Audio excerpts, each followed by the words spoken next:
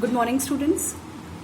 Now आज हम लोग देखेंगे कि items to be included in BOP account. कौन कौन से आइटम्स हैं जिन्हें हमें अपने बीओपी अकाउंट में इंक्लूड करना होता है।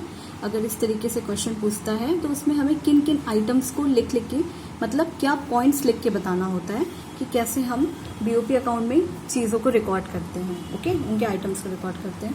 तो सबसे पहले यहाँ देखो कुछ पॉइंट्स लिखे हुए हैं। इस क्वेश्चन में चाहे वो 3 मार्क्स में आए, 4 मार्क्स में आए या जैसे भी क्वेश्चन आए, लेकिन जो आइटम्स हैं वो चेंज नहीं होंगे। वो मार्क्स के अकॉर्डिंग नहीं लिखाएंगे कि अगर 3 मार्क्स है तो सिर्फ 3 आइटम्स लगेंगे। टोटल जितने भी आइटम्स होते हैं उन सारे आइटम्स को हमें रिकॉर्ड करना होता है। अपने बीओपी अकाउंट के पूरे आइटम्स के बारे में इंफॉर्मेशन देनी होती है।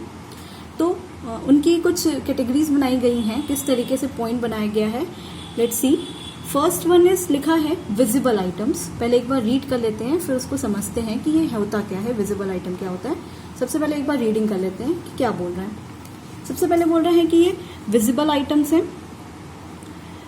दैट इज फिजिकल गुड्स और merchandise that can be seen और टच्ड। विजिबल आइटम्स वो गुड्स हो गए। फिर सेकेंड हो गया invisible items, that is services like banking, insurance, transportation which can not be seen और touched. Investment income, it includes investment income received by resident and investment income paid to the non-resident. Example rent हो गया, interest, dividend, etc. ये सब क्या हो गया investment income. अभी समझते हैं कि डिटेल में कि ये है क्या एक्चुअली में। फोर्थ लिखा हुआ है item unilateral transfers. Unilateral transfers one way transfer होते हैं। जैसे हमें पता है कि गिफ्ट, डोनेशन, रेमिटेंस, ये सारी ट्रांजेक्शन को क्या बोलते हैं, यूनिलैटरल ट्रांसफर्स बोलते हैं। उसके बाद एक फिफ्थ आइटम भी होता है। फिफ्थ आइटम होता है जिन्हें हम बोलते हैं कैपिटल ट्रांजैक्शन। ओके, और कैपिटल ट्रांजैक्शन जो बैलेंस ऑफ पेमेंट अकाउंट में, बैलेंस ऑफ पेमेंट अकाउंट में जो हम कैपिटल साइड बनाते हैं, ये पार्ट बनाते हैं उसका, जहाँ पे कैपिटल जिससे एसेट एंड लायबिलिटीज में चेंज आती है, उनके आइटम्स को ही एक 5th पॉइंट लेके आइटम अलग से बना के लिख दिया गया है। क्या, capital transaction means those transaction which causes a change in asset or liabilities, for example borrowing हो गया, sales of asset, purchase of asset, मतलब कि ऐसे वो सारे transactions जिनकी वजह से asset and liability में changes आते हैं। ओके, ये हो जाते हैं क्या, capital transactions। now one by one जो है अपने सारे transactions, सारे items को देखते हैं। सबसे पहले लिखा हुआ था ना कि visible item। अब visible item देखो, ये हमारा बीओपी अकाउंट था, बैलेंस ऑफ पेमेंट अकाउंट, और इसमें जो यहाँ पे टोटल में गलत आया था उसे मैंने करेक्ट कर दिया गया। एक्चुअली ये इन्वेस्टमेंट इनकम पेड जो है वो 500 की जगह 550 था, तब जाके इसका टोटल 1200 आएगा।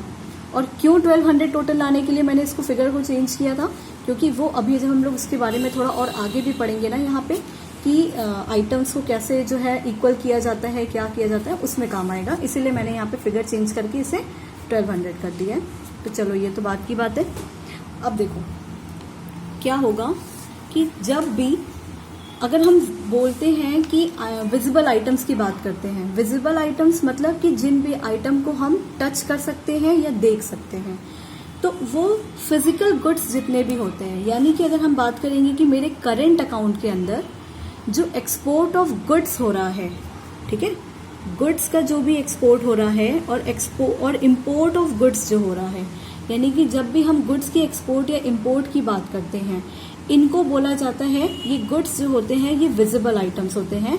यानी कि हम इनको देख भी सकते हैं, इनको टच भी कर सकते हैं। इसीलिए सिर्फ गुड्स जहाँ पे आएगा, चाहे वो इंपोर्ट हो रहा हो या एक्सपोर्ट हो रहा हो, वो सारा गुड्स बन जाता है क्या, विजिबल आइटम्स। ठीक है। नेक्स्ट आइटम लिखा हुआ था इनविजिबल आइटम, जस्ट इसका ऑपोजिट। इनविजिबल आइटम मतलब ऐसे चीजें जिन्हें हम देख नहीं सकते हैं, बट उससे हम कुछ सर्विस लेते हैं, जिसे हम टच नहीं कर सकते, जिसे हम सी नहीं कर सकते, लेकिन उसको जो सर्विसेज होती हैं, like export of services and import of services. तो जो भी सर्विस रहेंगी, बैंकिंग हो गया, इंश्योरेंस हो गया, या कुछ भी हुआ इस तरीके से, ट्रांसपोर्टेशन हो गया, हॉस्पिटल सर्विस हो गई, ये सारी चीजें हो जाएंगी क्या, इनविजिबल आइटम। यानी कि सेकेंड आइटम होता है बैलेंस ऑफ पेमेंट में इनविजिबल आइटम। पहला क्या आइटम था, विजिबल आइटम्स। विजिबल आइटम का मतलब होता है जो गुड्स की बात हो रही है, जितने भी फिजिकल गुड्स हैं। फिर सेकेंड आइटम क्या था, इनविजिबल आइटम्स। इसका मतलब है जितनी भी सर्विसेज में डील हो रही होगी, बाइंग एंड सेलिंग हो रहा होगा one country to another country. फिर हो गया थर्ड आइटम है, लिखा है इन्वेस्टमेंट इनकम। अब यहाँ पे इन्वेस्टमेंट इनकम रिसीव्ड और पेड अलग अलग नहीं दिया हुआ है, सेम एक साथ दिया हुआ है कि इन्वेस्टमेंट इनकम। तो इन्वेस्टमेंट इनकम हमने बीओपी अकाउंट में देखा भी था, जब इनफ्लो साइड में लिखते हैं तो वहां पे इन्वेस्टमेंट इनकम रिसीव हो रही होती है, और जब आउटफ्लो साइड में लिखते हैं तो वहां पे इन्वेस्टमेंट इनकम पे हो रही होती है। यानी कि हम जो भी किसी भी कंपनी में अगर हम इन्वेस्टमेंट किए होंगे उससे मिलने वाली जितनी भी इनकम्स होती हैं, चाहे वो मिल रही होंगी रेंट के फॉर्म में, इंटरेस्ट के फॉर्म में, या डिविडेंड के फॉर्म में, डिविडेंड प्रॉफिट के फॉर्म में, या हम पे कर रहे होंगे, वो सारी चीजें क्या कहलाती हैं? इन्वेस्टमेंट इनकम कहलाती हैं, या रिसीव हो रही हो या पे कर रहे हो। ओके। फिर फोर्थ वाला आइटम था यूनिलैटरल ट्रांसफर, और हमारे करंट अकाउंट में भी टोटल ऑल टुगेदर 4 आइटम्स में थे। फोर्थ वाला क्या था? Unilateral transfer. एक बार रिसीव हो रहा था इनफ्लो के टाइम, एंड आउटफ्लो के टाइम वहां हम लिखते थे कि पेड हो रहा था।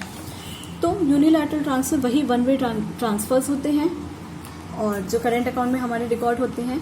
ये जो चारों करंट अकाउंट के कंपोनेंट्स हैं, इनको क्या बोला जाता है? Visible items, invisible items, investment income and unilateral transfers. इसके अंदर इनफ्लो एंड आउटफ्लो दोनों ही चीजें इंक्लूडेड ऑलरेडी लिखी हुई हैं, इसलिए हम क्या कह रहे हैं? हम इसकी मेन हेडिंग बता रहे हैं कि विजिबल आइटम्स है ये, है ना? नहीं, ना कि ऐसा बोला जा रहा है कि एक्सपोर्ट हो रहा है, या तो ऐसा नहीं बोला जा रहा है कि इम्पोर्ट हो रहा है। तभी बोला गया कि ये आइटम्स सिर्फ आपको बताने हैं, ऐसा नहीं बताना है कि वो इम्पोर्ट वाले साइड आएगा या एक्सपोर्ट वाले साइड आएगा। कॉम्पोनेंट नहीं पूछ रहा है। और जो 4 आइटम्स थे करंट अकाउंट के, विजिबल, इनविजिबल, इन्वेस्टमेंट और यूनिलैटरल, इन चारों को बोला जाता है, यही चारों चीजें कहाँ आती हैं? यहाँ पे लिखा हुआ भी है डिवाइड करके कि यही 4 आइटम्स हमारे करंट अकाउंट के अंदर भी आती हैं। करंट अकाउंट में ये 4 ही आइटम्स आती हैं, जिसमें विजिबल, इनविजिबल, इन्वेस्टमेंट और यूनिलैटरल ट्रांसफर्स होते हैं। ये जो 5th आइटम है बीओपी का, बैलेंस ऑफ पेमेंट का, इसके अंदर जितनी भी चीजें कैपिटल अकाउंट में आने वाली हैं, जैसे कि sale of asset, purchase of asset, borrowing, lendings, ये सारी चीजें, इनका एक अलग से 5th आइटम करके बनाया गया है, जिसमें लिखा है कैपिटल ट्रांजैक्शंस, ऐसे ट्रांजैक्शंस। और इसमें बताएंगे क्या इसकी डेफिनेशन में कि ऐसे ट्रांजैक्शन जिनकी वजह से चेंजेस होते हैं, कहाँ पे? एसेट और लायबिलिटी में कंट्री के, वो ट्रांजैक्शंस होते हैं क्या? Capital transactions. ओके। तो अगर आइटम्स पूछता है बीओपी के, तो इन आइटम्स को, इन 5 आइटम्स को हम लोग पॉइंट वाइज लिख के बताएंगे। एंड फर्स्ट 4 आइटम जो है ये चारों, वो होते हैं करंट अकाउंट के आइटम्स, और जो 5th आइटम है यानी कि कैपिटल ट्रांजैक्शन, वो है क्या? कैपिटल अकाउंट का आइटम। और इस कैपिटल अकाउंट में और यहाँ पे करंट अकाउंट के जितने भी आइटम्स हैं, इनमें अलग से इनफ्लो और आउटफ्लो का अलग से नहीं बताया है। इनको ऑल टुगेदर दोनों मिला के कौन से आइटम होते हैं लिखा जाता है, उसके बारे में ऐसे करके बताया है। तो ये 5 ही पॉइंट इक्वली इंपॉर्टेंट है अगर हमें पूछता है कि बीओपी के कितने कितने आइटम्स होते हैं। ओके, आई होप ये समझ में आया है। इसके बाद हम लोग अपने नेक्स्ट वाले टॉपिक पे चलते हैं। नेक्स्ट टॉपिक है हमारा, या नेक्स्ट पॉइंट है जो कि यहीं से निकल के आया है, उसका नाम है balance of trade. Okay, balance of trade, और इसका एक अदर नेम भी होता है, इसको दूसरे नाम से भी पुकारा जाता है। बैलेंस ऑफ ट्रेड को हम बोल सकते हैं balance of visibles. Balance of visibles means balance of trade बोले या बैलेंस ऑफ विजिबल बोले, दोनों बात सेम है, दोनों एक ही चीज को बोलते हैं। अब विजिबल्स, अभी जस्ट हम लोगों ने पढ़ा कि विजिबल्स होते क्या हैं। विजिबल्स का मतलब होता है जो भी फिजिकल गुड्स होती है, ठीक है। यहाँ विजिबल में सर्विसेज नहीं आती, सर्विसेज आती हैं इनविजिबल आइटम्स में। यानी कि हम लोग जो भी गुड्स में एक्सपोर्ट कर रहे थे या इंपोर्ट कर रहे थे, अगर हम सिर्फ और सिर्फ एक्सपोर्ट और इंपोर्ट गुड्स की बात करेंगे तो ये अकेले ही कहलाता है क्या? Balance of trade. मतलब इन दोनों चीजों के गुड्स के एक्सपोर्ट और इंपोर्ट को हम बैलेंस ऑफ ट्रेड अकाउंट में भी मेंशन कर सकते हैं। यानी कि हमें अगर बैलेंस ऑफ पेमेंट अकाउंट की जगह पे बैलेंस ऑफ ट्रेड अकाउंट बनाने को कोई बोलता है, तो उसके अंदर हम लोग सिर्फ और सिर्फ एक्सपोर्ट ऑफ गुड और import of good, credit side और डेबिट साइड ही रिकॉर्ड करेंगे। उसके अलावा और कोई भी आइटम रिकॉर्ड नहीं करेंगे। कहाँ पे? बैलेंस ऑफ ट्रेड अकाउंट में, ठीक है।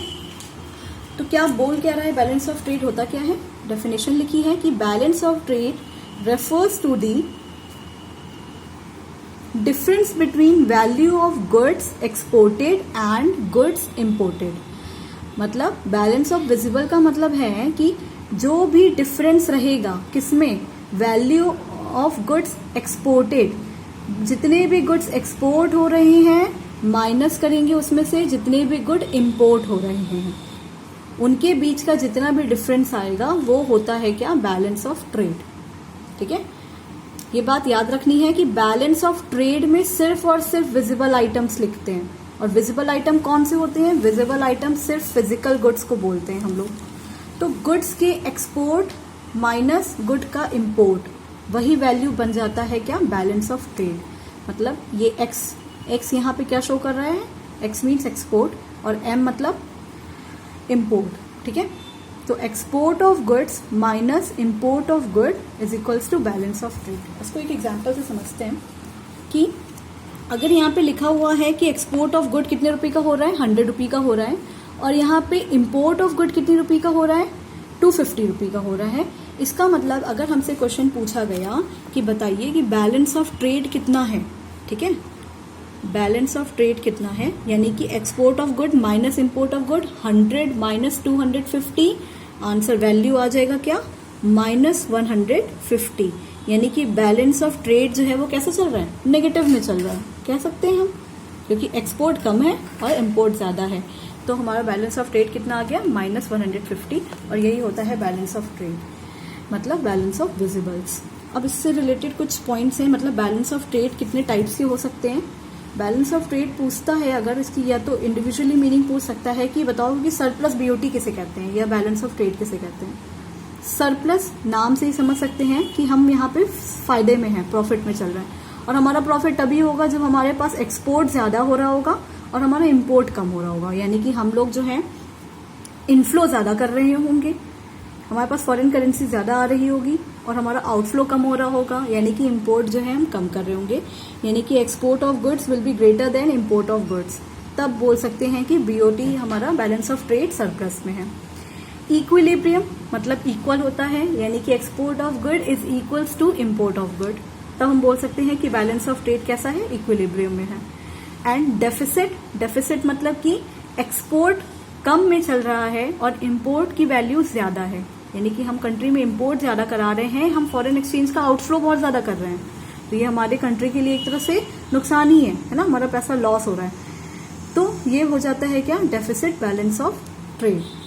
ठीक है, अब जो है ये समझ में आया नहीं आया, एक बार rewind the video, rewatch it and try to understand the topic.